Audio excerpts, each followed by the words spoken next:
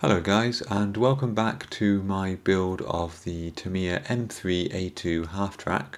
The recent video where I built this kit was my most successful video so far this year, so thank you very much for all of you who watched and viewed and commented and liked the video. It's really massively appreciated, guys. And thank you as well for everyone who commented on the confusion over the designation of this as an M2A2. So as I mentioned in the video, Wikipedia said that the M2A2 version of this half-track was never actually put into production, and many of you confirmed that in the comments and said it looks like one of those times where Tamiya's just made a mistake and apparently based their kit on a non-existent version, maybe off some blueprints or something. I suppose back when they were designing the kit in probably what, 74, 75 for a 76 release, there wasn't as much information available as there is today. Of course, there was no internet, so perhaps mistakes like that were more likely. Nevertheless, I got some really positive comments about the build, and in this video I'm going to hopefully turn it into a nice looking final model.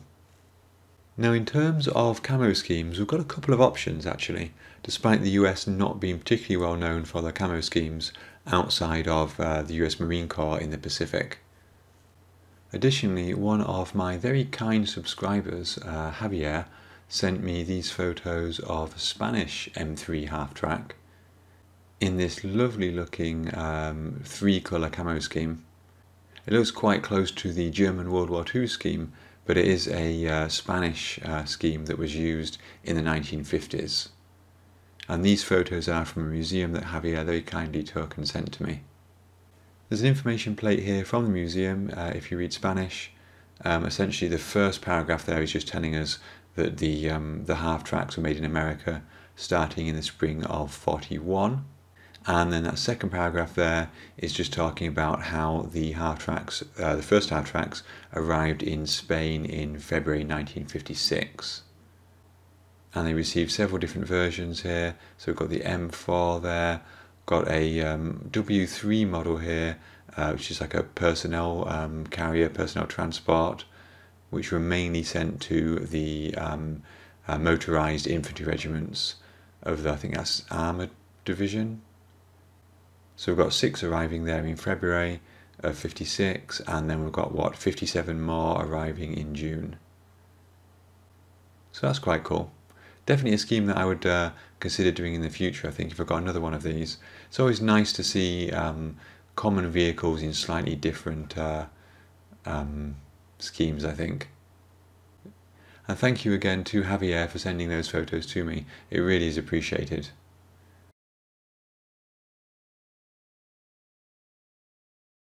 So of course we do have the overall olive drab scheme. It's a nice enough scheme, but I did do it recently on my duck, so I don't really want to do it again. We could have some kind of snow camouflage scheme.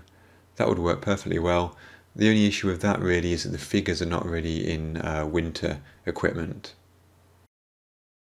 But looking at my copy of AK's World War II Real Colours book, there are still a few other options.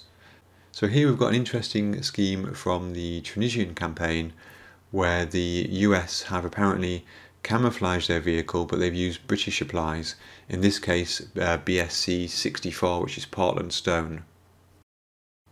And in fact they've probably got more of that Portland stone there than they have of the olive drab. It's certainly 50-50, but I think it's probably a bit more than that. So that's one option. If I did this Tunisian scheme, I would have to check if the US tropical uniform is the same as the one that my figures are wearing. I'm not sure about that. A similar option, which I've seen a few times before and which is perhaps a bit more official, is camouflaging the olive drab base coat with some number 6 earth yellow. You can see that here on an M2 half-track.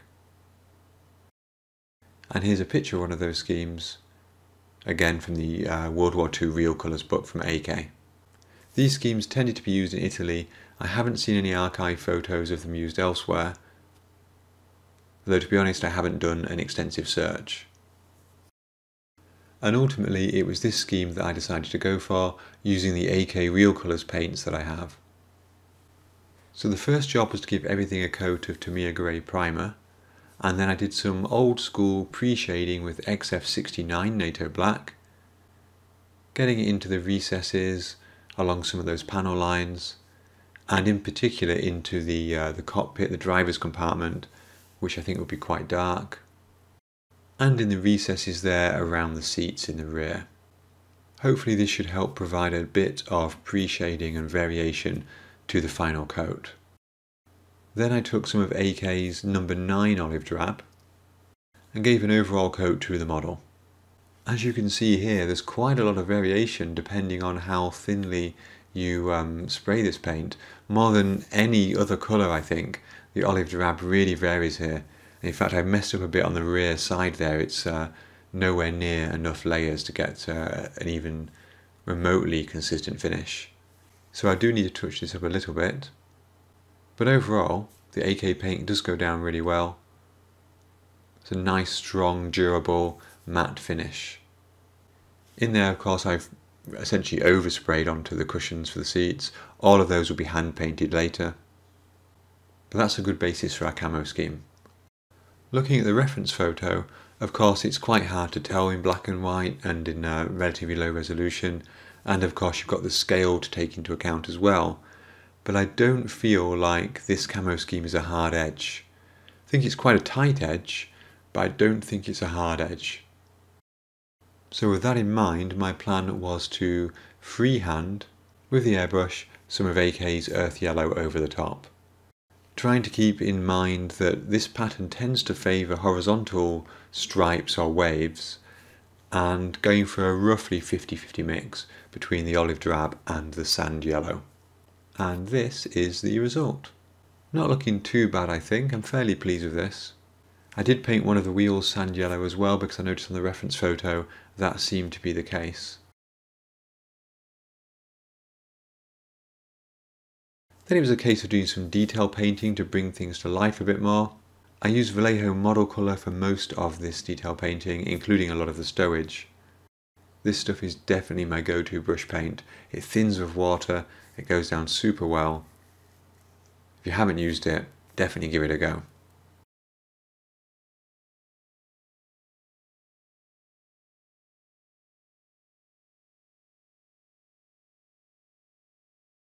I found my preferred way to paint machine guns is not to use the gunmetal colours that many ranges do, but instead paint everything in black and then give a heavy dry brush of a metallic grey colour.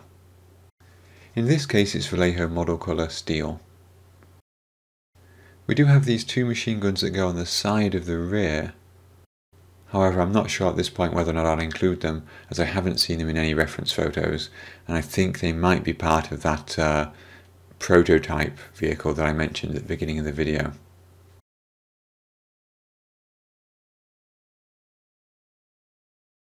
It always makes things look a bit toyish with a gloss coat, but of course the matte coat at the end will tone that down. The decals give us the option of the star with or without the circle around it. Since I'm not following any of the kit schemes, I just went for the one that I preferred.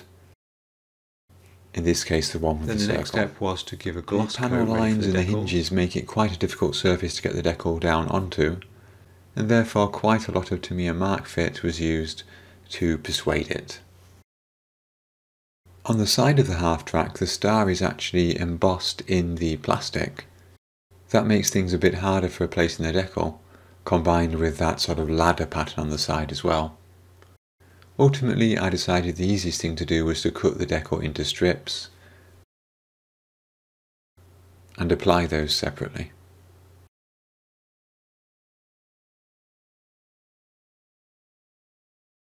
And that's exactly what you have to do for the star on the slats at the front, although this time Tamiya give you markings on the decal to cut it up. The kit gives us the options of the 1st Armoured Division or the 9th Armoured Division. Again, I'm not really building an historical vehicle or situation, and therefore I just randomly chose between these two.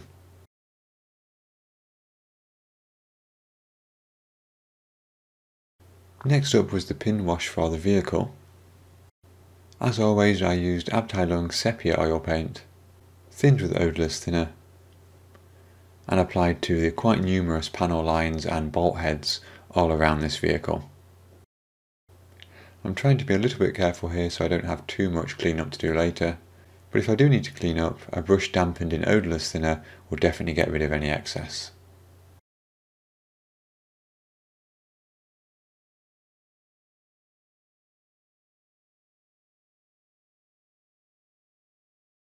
Of course we've got the interior as well as the exterior to do, and the metal pattern on the floor of the interior is definitely a good candidate for bringing out that detail.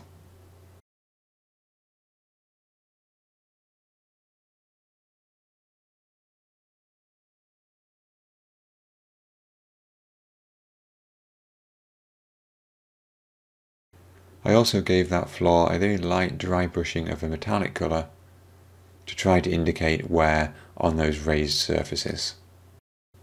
As you do this, it's much easier to get the paint on the centre than it is in the edges and the corners. And that's perfect because of course the centre tends to be where the wear would occur. At this stage the camouflage is still quite stark and does need toning back a bit. So here I decided to use a technique that I haven't used for a while but I really enjoy, which is an oil paint dot filter. Now you'll notice here I've got some mud effects on the vehicle. I kind of applied those out of sequence, so I'll come back to those in a moment.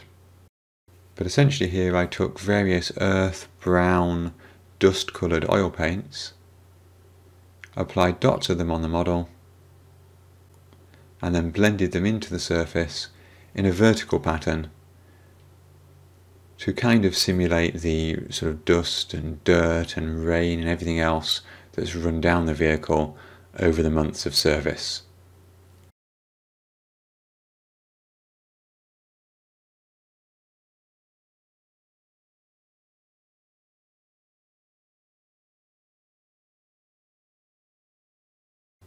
And I think you can see here, even just on this front right door, it blends the camouflage really well. If you compare it to the rear section on the left of the screen, where I haven't applied that effect yet. And again, I think it's super noticeable here on the hood or the bonnet, where things are really blended in. And of course, as with any oil paint effect, you have the option of removing it if it's too strong with some odourless thinner. But for me that's a really powerful effect, and it really brings the vehicle looking from a sort of toy-like model into a more used military vehicle. Onto those mud effects. I ran out of my usual AK dry ground effect, so I bought some light earth instead. To be honest, I can't really tell the difference. They're both acrylic pastes, they've got a nice texture to them, and all I'm concerned about here is the texture. The colour will be changed later. Here I'm slapping it over the underside of the vehicle, with the option of thinning it slightly with water if needed, making sure it goes on the inside of the mud guards, and this is going to be painted to simulate not really accumulated mud, but just accumulated sort of dirt and dust and grime. So I don't want to apply it too thick. Once that was finished and dry, I gave all of it a coat of Tamiya XF52, which is flat earth. And of course I did bleed that flat earth, heavily thinned, onto some of the lower edges of the vehicle. That's the same colour as I used in the base that this will go on, and it gives us a dirty, grimy effect, but it's a bit monotone at the moment. So to fix that I mixed in some XF19, which is sky, into that flat earth, thinned it even more, and applied it to some areas where the flat earth had been applied, and this time I brought it much further up the side of the vehicle, so you can see that sort of grey dust effect there, quite high up the sides on the rear. I was fairly pleased with this. I felt it did give the vehicle a bit of a used effect, but I was still not super happy with the colour on the running gear. So in an attempt to fix this, I took some European earth pigment and applied it to some parts of that running gear. The idea being really just to break up the single colour that still seemed to be dominant.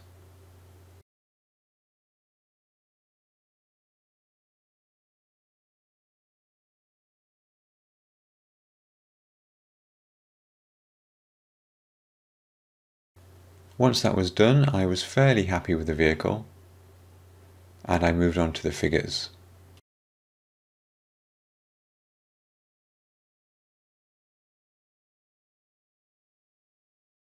We get a really good selection of figures with this kit, 8 of them in total. I mean, if you think about that, what did I pay for this? £23, £24 for this kit, and you get the vehicle in 8 figures. I won't be using the walking figure here in the bottom left, as that doesn't really fit in with my plan, but I'll be using the other 7. All were given a coat of Tamiya grey primer, and then they were shot from below with Tamiya black and from above with a light grey colour to give a kind of pre-shading highlighting effect. I think with hindsight I could have increased the shadow effect a bit. Here my base colours are model colour khaki for the jackets and US field drab for the trousers. This was applied using the same technique that I've tried on a few videos now, most recently in my duck video, where I use a very thin glaze-like consistency of paint over the top of the pre-shading. And this is built up in many layers. We're just trying to slightly discolour the underlying model. We're not trying to get the paint to build up in the recesses or anything. And the idea is that slowly we build up the colour while maintaining the shade effects of that base coat. It's really easy to get impatient here, and after sort of 3 or 4 coats to just want to slap on a much thicker paint and cover everything up. And I have been guilty of that in the past, but your patience will pay off with some nice results.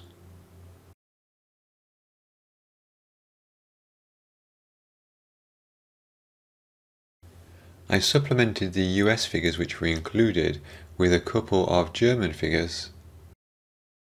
These are from the spare parts box. I don't remember where I got them from, but these 2 guys will be sat in the back of the Halftrack as POWs.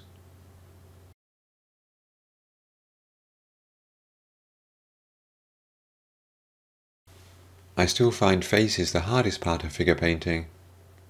I know there are sets of sort of 4, 5 or 6 possible flesh tones that you can use for figures.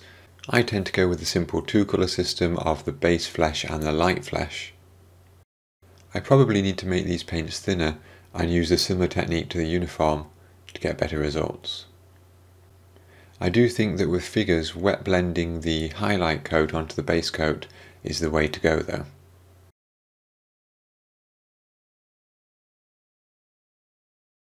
As you can see, I don't think I've done such a bad job painting these up.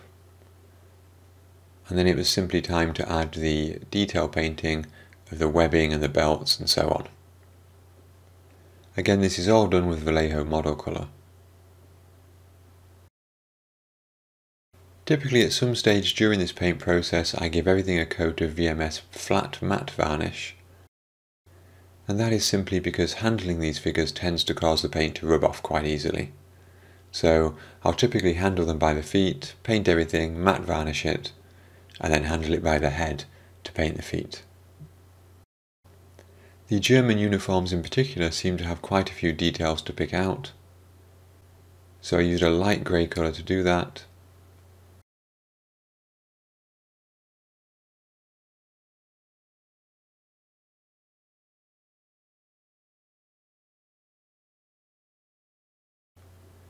And then a black-brown colour to do the same thing on the US uniforms. Although it seems like a small detail, I do think this really brings these to life. It's one of those things that you don't necessarily notice if they're there, but you notice if they're missing.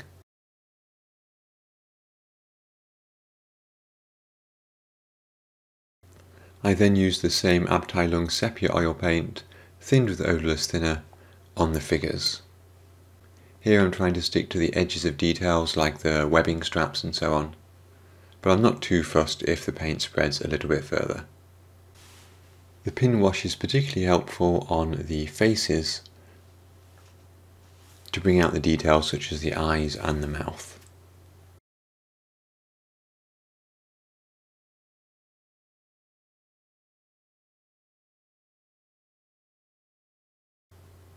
Finally, this kit comes with a good amount of stowage, plus a couple of other items here that I've nicked out of the spare parts box. But you'll notice that a number of these items are unusual. You don't tend to get them with every Tamiya kit, whereas the ones that I borrowed from the spare parts box tend to be quite common. Anyway, the base colours for these were airbrushed on. The details were Vallejo model colour brush painted. Everything was given the same sepia pin wash. And then because they're on the exterior of the vehicle, all of the stowage items were given a light dust coat with that grey colour that I used on the vehicle. Hopefully that will help to blend them in. You might have seen in a recent video that I built a sort of ruined rubble base for this vehicle. Here it is. To that I simply added a couple of these paper signs which I bought a while ago and I've never used. And here is a completed base with the vehicle and the figures.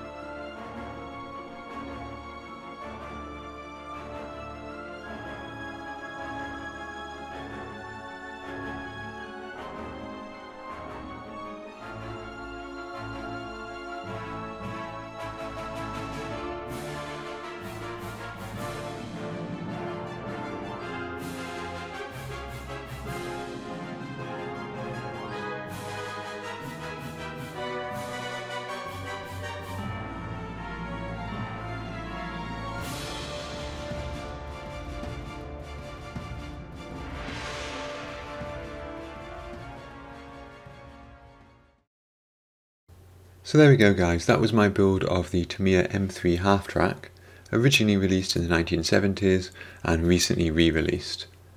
As always seems to be the case with these Tamiya kits, I thoroughly enjoyed this one. I thought it was great value for money, lovely vehicle, 8 figures, £22–23 here in the UK. I had a lot of fun building it, and I think because it's not a super expensive kit, that makes me feel more willing to experiment with different camo schemes and things like this without the fear of ruining an expensive kit. I also feel like my figure painting is coming slowly on, and I'm quite pleased with the way that these figures have turned out. I do have quite a few other projects in the pipeline at the moment. I've been sort of skipping between projects a little bit, and I've also been out enjoying the sun as well, so I don't have anything near completion at the moment, but here are a couple of things that I have got on the bench. First up, I recently bought a couple of these RAF Red Arrows from Airfix. I imagine these are a relatively simple build of the aircraft, but I want to do something with them in flight. Secondly, I've been working on a few things for my Scalextrics layout. Some of them electronics related, so not super relevant to my channel, but I have started looking at some terrain pieces and building this here, which is going to become a grassy sort of hillside banking area. So there'll be lots of techniques in that which are still relevant to this sort of military diorama modelling as well. And of course I have got a couple of kits in the sort of corner of doom. The York is one of those, which really now just needs sanding on the underside and then it'll be ready for some paint. I have put a lot of hours into filling and sanding this fuselage, so I have taken a break from it for a while. And of course the poor old Tamiya Prince of Wales, which is waiting for me to put the photo etch on, and I really need to get around to doing that.